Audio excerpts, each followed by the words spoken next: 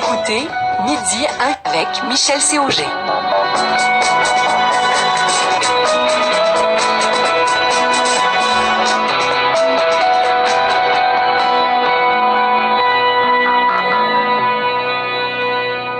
Rebonjour. Dans quelques minutes, on va parler du Brexit. C'est à 11h ce soir, heure de Londres, 18h, heure de Montréal, que la Grande-Bretagne, le Royaume-Uni, va officiellement quitter l'Union européenne. Disons qu'ils vont quitter les partis politiques de l'Union européenne parce que, dans les faits, il y aura une longue période de transition sur les questions économiques jusqu'à la fin de l'année. On va parler de tout ça avec la haut-commissaire britannique à Ottawa, qui est dans le studio d'Ottawa déjà. Mais d'abord, le procès de destitution de Donald Trump tire à sa fin. Le président des États-Unis pourrait être exonéré, peut-être même dès aujourd'hui, après un vote sur la question d'entendre ou pas des témoins. On parle aussi de mercredi pour le vote final, parce que ça risque, si on voulait faire ça aujourd'hui, ça risque d'aller à tard dans la nuit. Vous savez, vous connaissez M. Trump, il connaît bien la télé, il veut que le vote d'acquittement se fasse en heure de grande écoute. Donc, on va en parler dans quelques minutes. Tout de suite, en fait, avec Paul Daly. Il est titulaire de la chaire de recherche en droit administratif et gouvernance à l'Université d'Ottawa. M. Daly, bonjour. Bonjour, M. Roger. Dans mes cours de sciences politiques, moi, j'avais appris que le système américain, c'est un système qu'on disait en anglais de checks and balances, de pouvoir et contre-pouvoir. Comment le Sénat peut-il, comme ça, refuser de jouer son rôle de contre-pouvoir? Est-ce que ça, c'est pas la chose la plus inusitée qu'on voit de ce procès-là? D'abord, il faut commencer avec une distinction entre notre système, le système britannique, canadien et le système américain que vous aurez étudié dans vos cours. Nous, si on veut destituer un premier ministre, soit au fédéral, soit dans une province, c'est une simple vote de confiance dans l'Assemblée législative. Et dès que le premier ministre perd la confiance de la majorité... Il démissionne. Il démissionne, c'est la fin pour lui. Mais aux États-Unis, il y a juste la procédure de destitution, et déjà dans la Constitution, on parle de trahison et d'autres choses comme ça. Alors la barre est beaucoup plus haute dans le système américain.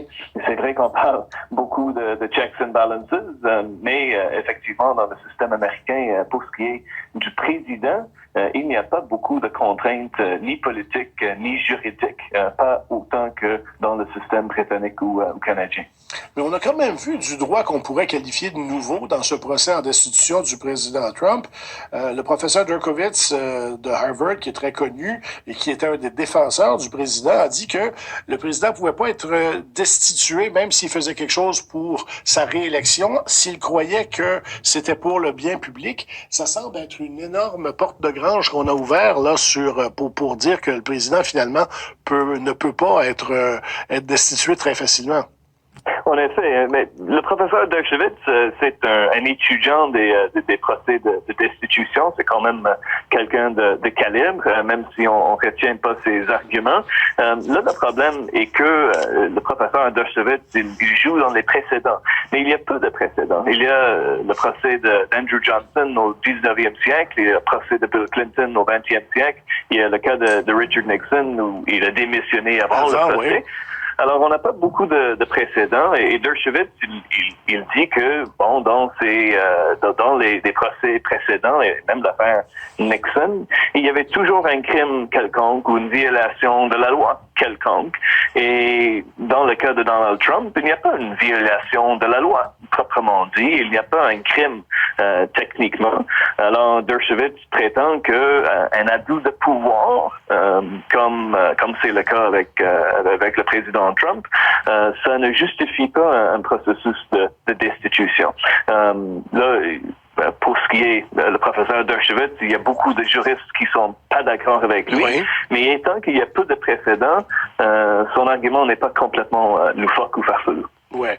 Cela dit, il n'y aura pas de témoins qui seront entendus dans ce procès-là. Il y en avait qui avaient été entendus dans les deux autres procès. Il y avait des précédents et pour M. Clinton et pour M. Johnson à l'époque. Qu'est-ce qu'on fait si la vérité sort dans le Washington Post ou dans le New York Times dans 3 semaines ou un mois? Est-ce que ça risque pas de porter ombrage à tout le processus? Ben, faut être clair que le procès au Sénat n'est pas un procès comme les procès qu'on connaît en droit criminel ou même en litige entre parties privées. C'est un procès qui est quand même extrêmement politique et politisé. Et le Sénat, dans tout ça, est le maître de sa propre procédure. La Cour suprême a dit, dans une affaire impliquant un autre Nixon, il y avait un juge, Walter Nixon, qui était destitué. Et la Cour suprême a dit, là, la destitution, c'est le Sénat, c'est la Chambre des représentants, c'est eux qui décident comment ils procèdent. Et alors, si le Sénat pense ne pas faire témoigner des personnes qui pourraient nous éclaircir sur certains éléments de la conduite de Donald Trump, c'est le choix du Sénat. Mais évidemment, et là je suis d'accord avec vous, c'est une décision politique. Le Sénat ne va pas entendre M. Bolton ou d'autres témoins parce que ces révélations risquent de mettre le président dans l'embarras avant sa campagne pour une réélection pour un deuxième mandat, effectivement. Oui. Justement, parlons de l'opinion publique parce que c'est eux qui regardent toute cette procédure-là. Est-ce que le fait de ne pas avoir de témoins risque pas d'entacher le procès lui-même aux yeux de l'opinion publique? Il est tout à fait possible. Et là, comme vous savez, les élections américaines jouent dans le collège électoral. Alors, oui. La question clé, c'est qu'est-ce qu'ils pensent les électeurs de la Pennsylvanie et du Michigan. Et là, effectivement, si on pense ou si les démocrates réussissent à ressortir l'argument qu'il n'y avait pas de vrai procès, ça pourrait effectivement être un bon argument politique. Et après le procès, on s'attend à ce que le président soit acquitté, mais j'imagine que les démocrates dans la Chambre des représentants vont faire tout le possible de faire témoigner Mr. Bolton et d'autres personnes devant la Chambre des représentants. Alors, même si ce procès au Sénat tire à sa fin, le procès de Donald Trump ou les enquêtes sur la conduite de Donald Trump n'ont pas encore terminé. On sait qu'il va être acquitté à la fin, M. Trump. Est-ce que, à votre avis, ça l'aide pour les prochaines élections ou si c'est pas un facteur? Ben, c'est vous l'expert en politique. Oui, mais je vous le demande à vous, là. Oui, compris. Je pense que aux États-Unis, les élections sont très partisanes. Je pense que la plupart des électeurs ont déjà fait leur tête sur Donald Trump et je suis pas sûr que d'une façon ou d'une autre, le procès de destitution va beaucoup bouger l'aiguille finalement. Je suis assez d'accord avec vous, vous voyez. Paul Daly, titulaire de la chaire de recherche en droit administratif et gouvernance à l'Université d'Ottawa. Merci beaucoup d'avoir été avec nous. Merci à vous. Au revoir. Midi Info avec Michel Séauger.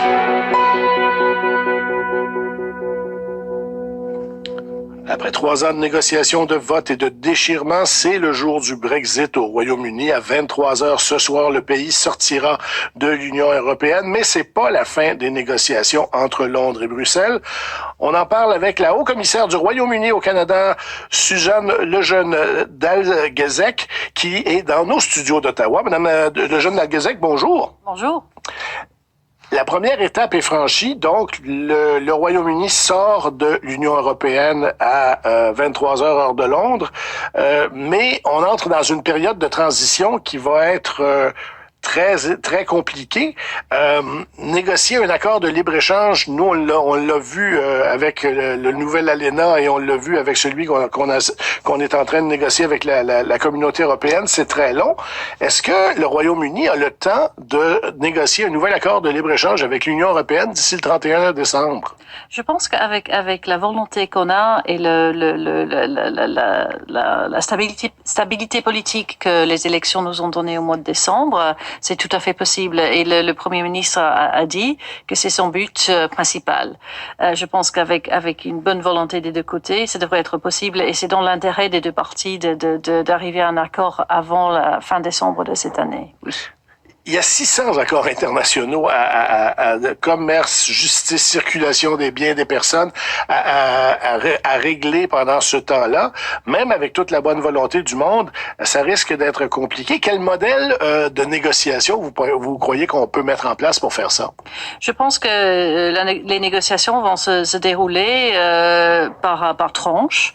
Je pense que l'effort le plus grand sera mis dans les corps de commerce parce que c'est évident que ça c'est la partie la plus importante, mais dans les relations, point de vue sécurité, échange de données, etc., il y aura des négociations qui se déroulent au même temps avec des experts différents et la fonction publique britannique est très claire, c'est notre but principal et on est prêt, aussi, on a des experts qui sont bien formés pour faire ça et le Premier ministre était clair, il n'y aura pas de prolongation de cette période de mise en œuvre, donc il faut que ça soit fait avant la fin décembre.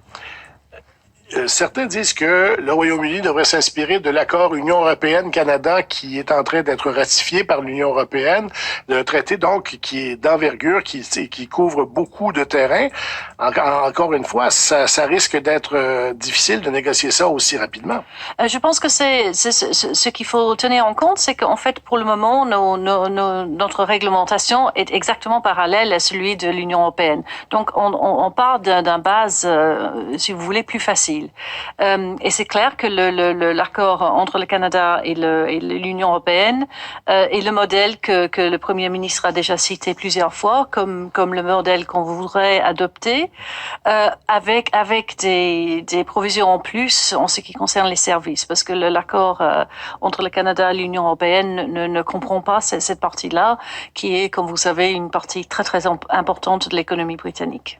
Est-ce qu'il est toujours sur la table de négocier aussi un accord de libre-échange avec les États-Unis, puisque ça se discutait beaucoup au cours des derniers mois? Oui, et c'est en ce qui concerne les accords avec le reste du monde, c'est la priorité numéro 1. Le secrétaire d'État américain Mike Pompeo a été à Londres cette semaine. Justement, une partie des discussions concernait un futur accord commercial avec les États-Unis. Mais là non plus, on n'est pas naïf. On sait que c'est un challenge considérable, mais des deux côtés de l'Atlantique, on a montré une volonté d'arriver là aussi à un accord bientôt.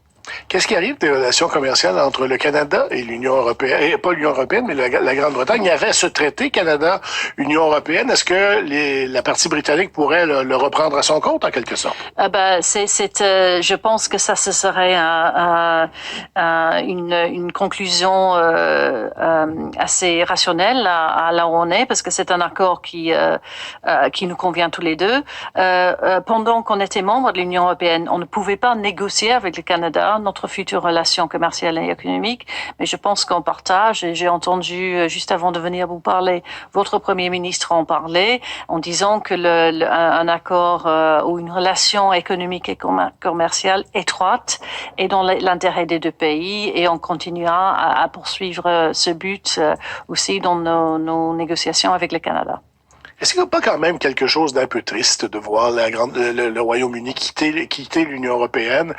Personnellement, comment vous vous sentez par rapport à ça? Vous parlez un français qui est absolument impeccable. Vous êtes une Européenne, en quelque sorte. Je suis européenne et je resterai européenne. J'ai un mari belge, mes enfants sont belges et britanniques, et il y a une tristesse personnelle, mais je pense qu'il faut accepter la décision démocratique du peuple britannique, et il faut aussi saisir les opportunités qui existent maintenant pour nous de former une relation différente avec le reste du monde et voir le positif dans tout ça. Et je pense qu'il y a effectivement des grandes opportunités, surtout pour nos relations avec des pays tels que le Canada, qui ont été dans un certain sens pas vraiment négligés. Je ne dirais pas jusque-là, mais quand même que l'intérêt politique, etc., qu'on a porté à cette relation n'a peut-être pas été aussi forte qu'elle aurait dû être dans les décennies qui nous précèdent.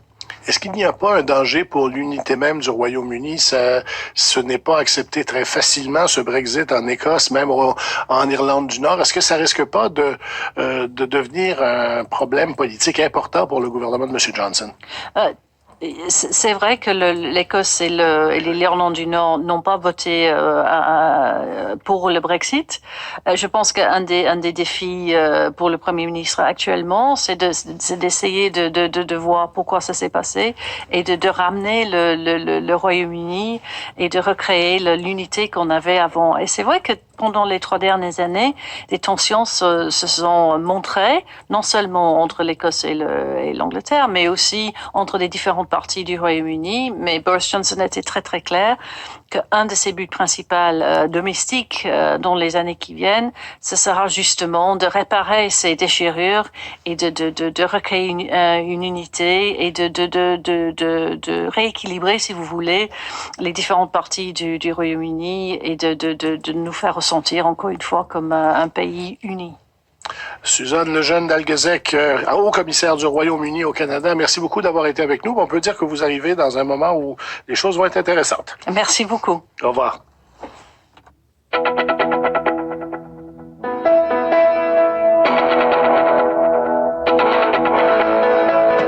Grand angle avec Paul Wells et Michel David.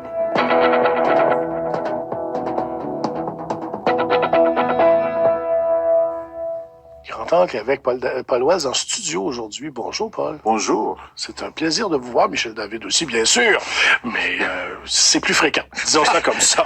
Bonjour, Michel. J'aimerais qu'on parle un petit peu du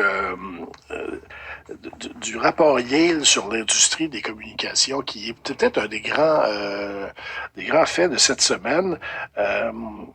Pour un ministre que beaucoup de gens ne voyaient pas au portefeuille du patrimoine, Stephen Guilbeault, puis qui n'a pas nécessairement fait d'une grosse transition pour ça, a vraiment toute une commande sur les bras, là. C'est tout un défi qu'il a. C'est tout un challenge.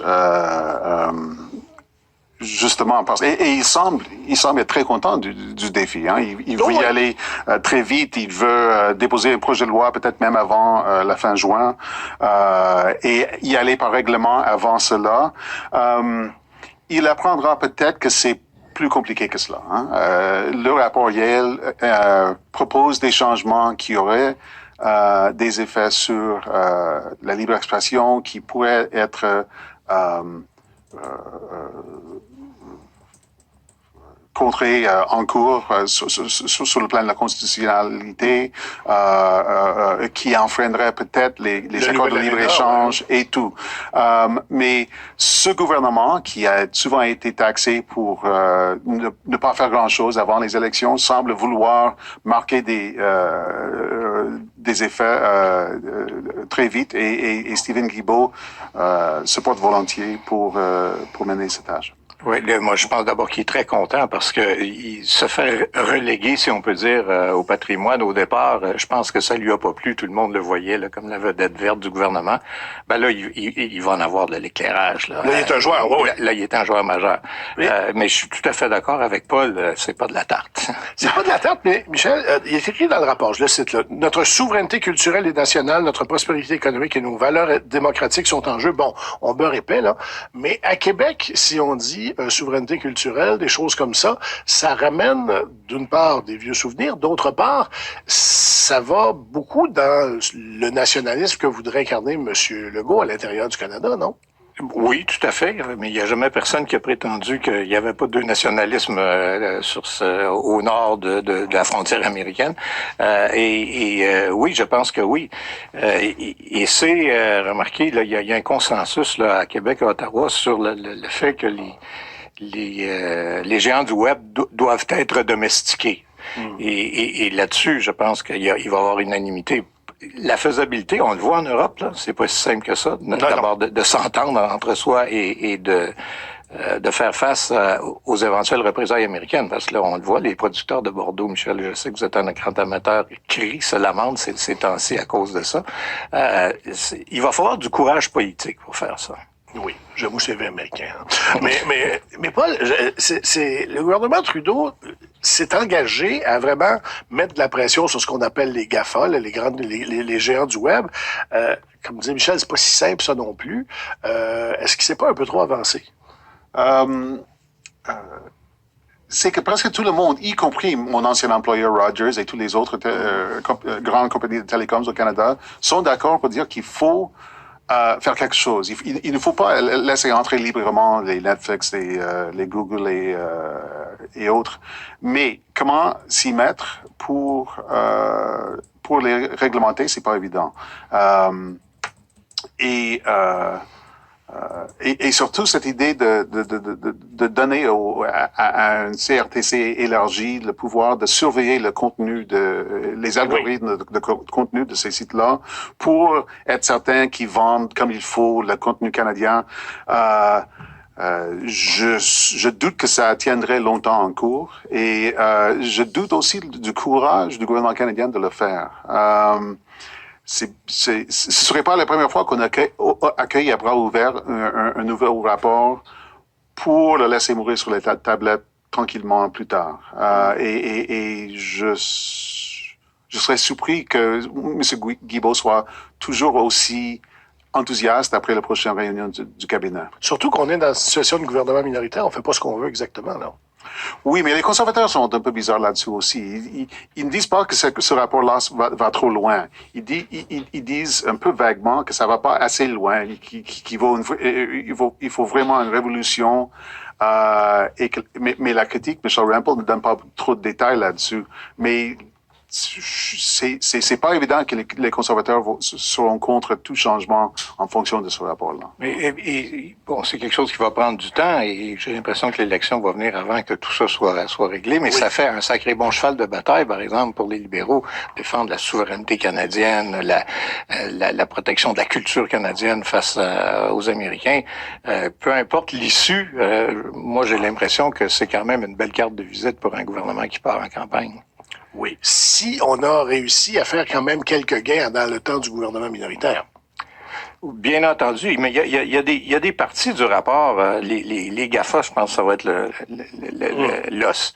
Mais on peut, par exemple, commencer à réduire la publicité Radio-Canada. On peut faire un certain nombre de choses qui sont des petits pas là, qui donnent l'impression qu'on avance. Parlons de deux courses au leadership qui se passent en même temps, celle des conservateurs et celle du PQ. Évidemment, vous n'êtes pas impliqués dans chacun de la même façon, mais quand même. Les candidats à la chefferie péquiste parlent français au moins, j'espère. Ils parlent tous français, puis je pense qu'ils parlent tous anglais aussi. Il faudrait que je vérifie, là, mais... Peut-être qu'ils devraient déménager à Ottawa. Pas sûr que ça va arriver. Le premier ministre de l'Alberta, M. Kenney Paul, a dit que le prochain chef conservateur doit, je le cite, maîtriser les deux langues officielles. C'est bien joli, là, mais ce qu'on voit comme candidat au leadership actuellement, c'est loin d'être le cas. Ouais. Il y en a une dénommée Marilyn Gladu, une députée de Sarnia, qui réussit à se faire remarquer justement par le fait qu'elle ne parle pas un français désastreux.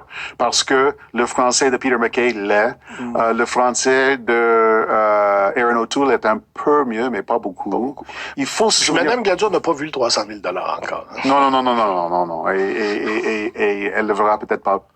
Mais il faut se rappeler qu'il y a déjà eu une génération de jeunes conservateurs qui ont bien appris le français. Stephen Harper, Jason Kenney, James Moore, ils sont tous partis pour des raisons différentes. Et derrière eux, il y a un peu la même vieille histoire, que des gens qui veulent bien apprendre le français un jour, qui promettent de prendre des leçons, mais qui ne parlent à toute fin pratique pas de français. Est-ce que ça risque pas pour le Parti conservateur, Michel David, d'être un boulet énorme au Québec? Surtout quelqu'un comme Peter MacKay, qui a été en politique pendant 15 ans, qui avait donc accès aux meilleurs cours de français, avec un tuteur privé et tout, mais il n'a pas pris le temps de le faire. Ça va être un boulet, oui, mais on dirait que le Parti conservateur lui-même est un boulet, peu importe le chef. Bon, il y a eu 10 comtés la dernière fois. Stephen Harper, avec tout son bilinguisme et ses efforts, commençait toujours ses discours en français. Elle n'a pas eu plus que ça. J'avais oublié, mais en relisant le papier de Kenneth White dans Globe and Mail, je me rends compte qu'aucun des chefs bilingues, exceptant M. Mulroney parce qu'il était un petit gars du coin, aucun des chefs bilingues que le Parti conservateur s'est donné depuis les années 60, depuis Diefenbaker, en fait, bon, Stanfield avait un je suis pas sûr que M. Stanfield avait du français beaucoup, par la suite, là, il y a jamais percer au Québec. Alors, à la limite, il y en a qui vont dire qu'est-ce que ça donne. Ceci est faire bon marché, remarquer de l'unité nationale dans le même papier. Et de la loi sur les langues officielles. Oui, et M. White disait, bon, écoutez, à l'époque où les gens se sont mis au bilinguisme parce que le séparatisme montait au Québec, puis là, il descend, alors, sous-entendu, c'est plus la peine de se forcer. Bon, ben là, c'est peut-être pas ce qu'on attend d'un premier ministre canadien, de se dire, bon, l'unité canadienne, c'est plus un problème. Est-ce que ça joue pas pour les libéraux, Paul, un peu? C'est quand on va arriver à la prochaine élection? Parce que il y a quand même des régions du pays, je pense à l'Ontario, où on pense que le fait français, c'est quand même pas complètement inutile. Et l'Ontario regarde toujours ce qui se passe au Québec quand vient le temps de voter. Hein? Oui, tout à fait. La thèse de mon ami Ken White, c'était que il faut pas perdre son temps sur le Québec alors qu'on pourrait récolter plein de sièges en Ontario avec un message franchement anglo-canadien. Sauf que il y a bien des électeurs, comme vous dites, bien des électeurs ontariens qui regardent un peu le Québec. Ils se disent, comme ils l'ont fait avec Jack Layton en 2011, quelqu'un qui vend au Québec devient, par le fait même, un choix plus intéressant pour mon vote à moi. Je dois aussi dire je vois pas de candidat nulle part au pays qui serait un candidat idéal pour le Parti conservateur n'eût été du fait qu'il ne parle pas français. Hein. Peter MacKay est un candidat un peu problématique pour bien des raisons, non seulement le fait qu'il ne parle pas français, mais qu'il parle à peu près pas le français. Ouais. Sauf que c'est lui qui est le leader de la course. Non, ça a l'air d'un couronnement, c'est vrai.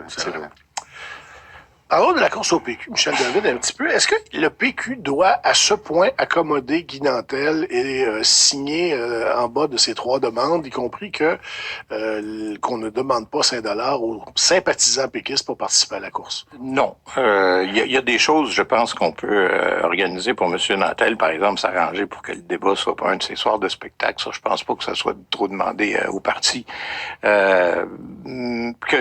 Que sa publicité et ses spectacles soient pas considérés comme de la publicité, je vois pas non plus que ça soit un gros problème. Mais le problème, c'est celui que vous évoquez. C'est-à-dire que là, autrement dit, je caricature, mais M. Nantel pourrait faire en sorte que tous les spectateurs cliquent pour lui, oui. Pour l'élection du Parti québécois. À un moment donné, je comprends qu'on a voulu élargir La base, c'est ça, en disant, bon, il n'y a pas besoin d'être membre, on peut être sympathisant, mais il faut toujours bien faire un petit geste qui manifeste qu'on a une sympathie. C'est pas beaucoup demandé, $5. Il faut sortir sa carte de crédit, rentrer le chiffre sur la... Mais je pense que c'est un minimum. Là, M. Nantel, je pense qu'elle va un peu trop loin. Ouais. En tout cas, il n'y a personne de ses adversaires qui ont l'air de très enthousiastes. Paul, le premier parti à faire ça, demander à des gens qui sont pas membres du parti de leur permettre de voter, ça a été les libéraux lors de l'élection de M. Trudeau. Oui. Ça a beaucoup favorisé celui dont le nom était le plus connu, c'est-à-dire Justin Trudeau. Est-ce que les libéraux referaient ça si l'exercice était à refaire? Je pense que oui. Je pense qu'ils sont très fiers de ce changement-là. Ils disent que ça a transformé le parti en mouvement. Nous, on n'a pas besoin d'acheter... En bon français, c'est self-serving un peu. Ils prêchent pour leur paroisse, là. Oui, mais l'orgueil compte pour quelque chose dans la politique et ce serait très difficile de renier cela après l'avoir vanté comme ils l'ont fait. Et ils ont réussi à amener des gens intéressants. Je pense à Mathieu Bouchard, conseiller du Premier ministre, maintenant chef du cabinet de ministre, qui n'était pas libéral au moment de la course à la chefferie et qui a commencé à s'y intéresser. Je pense qu'il faudrait une contre-révolution pour annuler cette révolution-là. Michel, il n'y a pas de femmes pour l'instant dans la course à la direction du PQ. C'est un problème réel ou si à la fin ils vont probablement devoir s'en passer parce que je ne vois pas de nouvelles candidatures à l'horizon. Non, bon, je comprends que Mme Yvon dit que théoriquement c'est encore possible, mais à moins qu'elle change d'idée, je vois pas qui pourrait y aller. C'est pas un bon message, là. Et c'est évident que le PQ qui fait campagne pour la parité de toutes les manières depuis des années, lui-même n'est pas capable de trouver une candidate, ça en dit long. Pas seulement sur le PQ d'ailleurs, ça en dit long sur la difficulté de faire entrer des femmes en politique oui, ça, et en particulier à un niveau aussi exigeant que celui de chef. rapidement sur la consigne des bouteilles de verre. Le gouvernement Legault veut introduire ça en 2022, après les élections. Et c'est quelque chose qui est important au Québec. En même temps, en Alberta, puis quand on pense au mot environnement, on pense pas à Alberta spontanément, ça se fait depuis 40 ans. Est-ce que ces gestes-là vont réussir, Michel, à dédouaner le gouvernement Legault d'autres projets comme GNL Québec, comme le troisième lien, qui sont un petit peu moins environnementaux? Non. Je pense que tout le monde est bien conscient que si louable que peut être la consigne, ça ne change pas grand-chose au problème des changements climatiques. Je pense que M. Legault, oui, il s'imagine que ça va le verdir un peu, mais ça sera pas suffisant. D'ailleurs, on verra, là, parce que je comprends qu'en Alberta, ils sont arrivés, mais c'est pas aussi compliqué que le rapport Yale, mais ça sera pas si simple que ça, là, en pratique. Là. Non, c'est ça. 400 points de collecte au Québec, c'est pas beaucoup à la grandeur du territoire. Alors, s'il faut faire la queue pendant 10 minutes ou pour aller recycler ces bouteilles, ça va grincer. Paul, est-ce que des projets comme GNL Québec, comme le troisième lien à Québec, qui amène avec lui de l'étalement urbain, entre autres, est-ce que le gouvernement fédéral va regarder ça d'un bon œil, ou si c'est déjà quelque chose qui est un problème pour eux? Tout dossier énergie environnement a déjà été un problème pour le gouvernement Trudeau et le sera encore plus dans ce mandat-ci parce que leurs cibles sont encore plus ambitieux. Et leur électorat, qui était partagé entre les plus ou moins environnementalistes, est devenu plus vert avec ce gouvernement minoritaire. Donc, toute l'ambition est du côté environnementaliste et tous ces projets seront scrutés de près et on aura du mal à les vendre à Ottawa. Ouais. Paul Wells, chroniqueur politique au magazine Maclean's, Michel David, chroniqueur politique au Devoir. Messieurs, merci beaucoup. Puis Paul, vous reviendrez. Oh, je veux vous connaissez le chemin maintenant. Merci. Merci. Au revoir.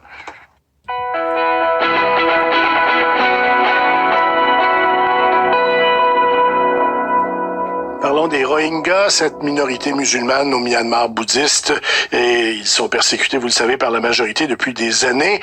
Depuis 2017, soit 700 000 personnes ont fui les violences de l'armée birmane et des milices bouddhistes pour se réfugier au Bangladesh, où ils sont aujourd'hui entassés dans des camps. Cette semaine, une petite lumière au bout du tunnel. Pour la première fois, le Bangladesh va légaliser l'éducation pour les Rohingyas qui vivent sur leur territoire. On en discute avec Raïs Timong. Il est membre du Réseau pour les droits de la personne Rohingya. Il rentre du Bangladesh, d'ailleurs. Monsieur Timong, bonjour. Bonjour Michel, comment ça va? Moi, ça va bien. Est-ce que c'est vraiment une bonne nouvelle pour les Rohingyas dans les camps que les enfants puissent finalement avoir accès à l'éducation? Et quand on connaît la pyramide des âges dans ces pays-là, c'est beaucoup d'enfants qui vont avoir accès à l'éducation, là. C'est un moment de grande victoire. C'est quelque chose qu'on a attendu depuis très très longtemps. Et alors, c'est quelque chose qui est vraiment célébré, apprécié.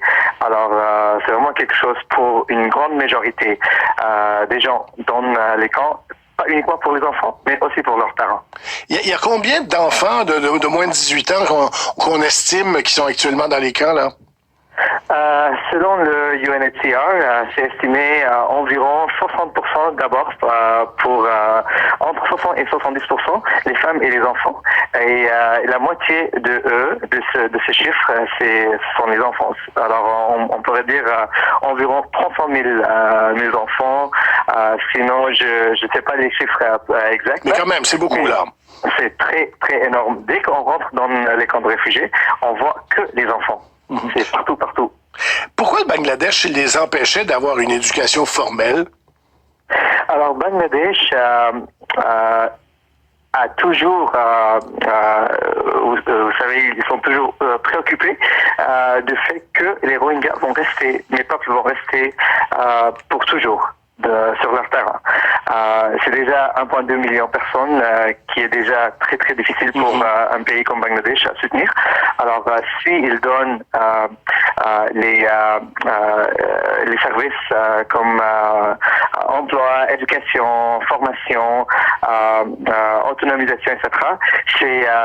Ça va attirer encore plus les gens de traverser la rivière depuis le Myanmar et rentrer en Bangladesh. Alors voilà pourquoi ils sont. Je comprends leur point de vue, mais ça peut pas. On peut pas empêcher un droit fondamental des êtres humains juste pour des raisons politiques. Est-ce qu'il y a actuellement des Rohingyas qui quittent le Myanmar pour le Bangladesh encore en grand nombre, là? Non, pas du tout. Et même les gens dans les camps de réfugiés, si vous parlez avec eux, ils vont dire, c'est une opinion carrément unanime, que les gens, ils veulent retourner à leur pays, à leur terrain de leurs grands-parents. Vous voyez, et les gens c'est naturel, ils sont pas contents de rester dans les petites abris de 5 mètres par 5 mètres, vous voyez, 25 mètres carrés là. Donc il veut toujours retourner. Il y a presque pas de monde qui quitte le Myanmar pour rentrer en Bangladesh. S'il y a un massacre, c'est une autre histoire, mais présentement c'est pas le cas. Un autre dossier, mais qui est très lié, la Cour internationale de justice la semaine dernière a rendu une décision pour prévenir un éventuel génocide contre les Rohingyas. Ça change pas grand-chose dans les camps au quotidien, mais c'est quand même important, ça. C'est absolument une décision très très importante. C'est aussi un moment de victoire pour nous. C'est quelque chose que la communauté a attendu depuis longtemps, mais en fait on n'avait même pas prévu qu'on va arriver à ce niveau-là, que la communauté internationale va reconnaître et va comprendre d'une certaine façon la persécution de mes peuples. Mais vous avez raison, sur le terrain, il n'y a pas de grande chose, il n'y a pas grand changement ni au Myanmar ni au Bangladesh. Comme la décision du gouvernement bangladeshi pour l'éducation, c'est quelque chose qu'on va voir un changement sur le terrain, mais celui de Cour de la justice internationale, c'est différent. Mais c'est symbolique et c'est très important également. Vous revenez d'un voyage au Bangladesh, vous avez visité les camps de réfugiés. Décrivez-nous les conditions de vie là-bas, puis surtout, est-ce que ça a changé depuis la dernière fois qu'on s'est parlé en 2018 quand vous étiez allé? Tout à fait, ça a changé énormément et c'est grâce à l'aide internationale, y compris l'aide depuis le gouvernement canadien et les autres gouvernements aussi. On voit des petites facilités, les constructions, les arrangements, etc. Mais la vie de mes peuples, ça reste pareil. Ils sont toujours dans les camps de réfugiés. Ils mangent toujours que le riz, du riz et de dal. Dal, c'est les lentilles. S'ils ont un peu plus, s'ils arrivent à gagner un peu d'argent par quelques petits commerces ou quelque chose, ils arrivent à manger un peu du poisson et puis des légumes, etc. Mais pas d'éducation, pas de formation, pas d'emploi, vous voyez. Donc il y avait pas énormément de changements en tant que tel. Les écoles, ça va changer quoi comme atmosphère dans les camps, justement? Alors moi, mon visite, c'était surtout pour aller voir les écoles qu'on gère depuis les 5 dernières années. Alors on a un grand réseau, ça a vraiment augmenté maintenant, des écoles depuis le primaire jusqu'au secondaire. Ils étaient toujours ciblés par le gouvernement. Ils étaient fermés, réouverts, fermés, ouverts encore. Donc maintenant c'est le fait que le gouvernement bangladeshi a pris la décision formelle de permettre l'éducation, on est maintenant entre guillemets complètement légal. Vous voyez, jusqu'à là on était entre guillemets illégal parce que c'était pas, vous voyez, même si c'est l'éducation, c'est un droit fondamental, mais enseigner mathématiques, enseigner sciences, enseigner l'histoire, l'art, c'était illégal, vous voyez. Mais maintenant, ça va être un grand changement. Nos écoles vont pas être ciblées. Et voilà, ça c'est vraiment un moment pour célébrer. Raïs-Timong, membre du réseau pour les droits de la personne Rohingya qui rentre du Bangladesh. Merci beaucoup d'avoir été avec nous. Merci beaucoup, Michel, encore. La crise